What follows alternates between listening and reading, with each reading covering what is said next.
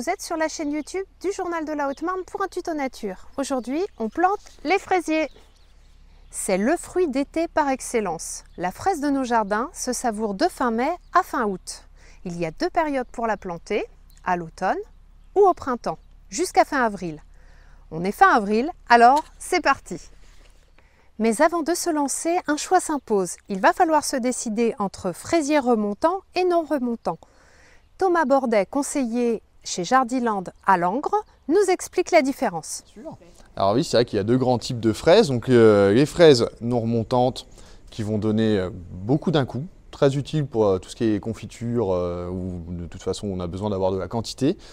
Et la fraise qu'on dit remontante, qui va être une fraise qui va donner un petit peu tout l'été, jusqu'aux premières gelées, souvent.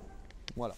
Nouvelle question pour Thomas. Si je plante mes fraisiers aujourd'hui, fin avril, est-ce que j'aurai des fraises dès cet été?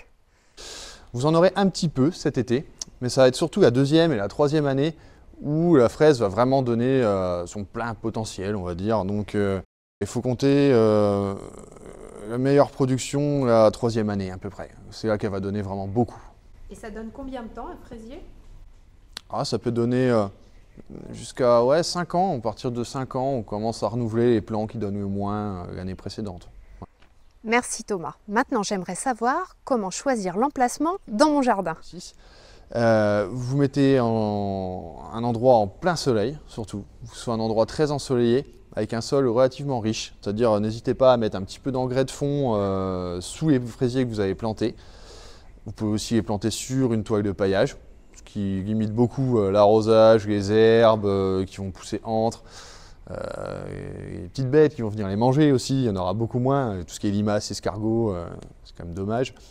Et voilà, ça va être quelque chose. La fraise, ça arrose pas spécialement beaucoup, à part vraiment quand il fait très très chaud et à la plantation. Merci Thomas. Comme je renouvelle l'ensemble de mes fraisiers cette année, je change complètement d'emplacement.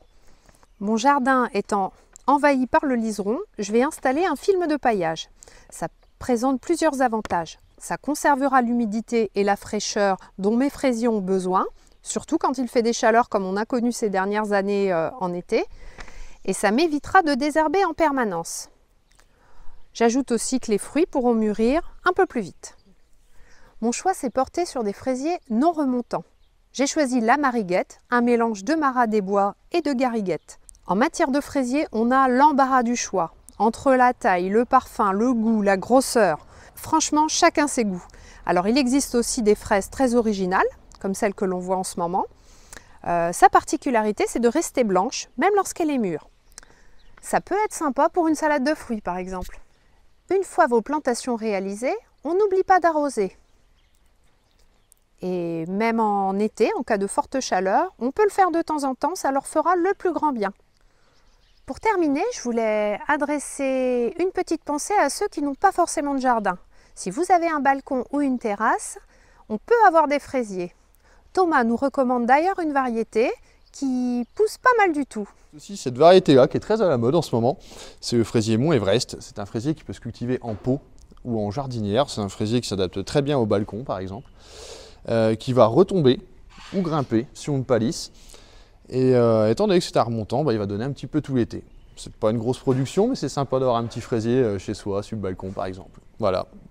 Merci beaucoup de nous avoir suivis pour ce tuto nature et à bientôt pour de nouvelles aventures. Au revoir.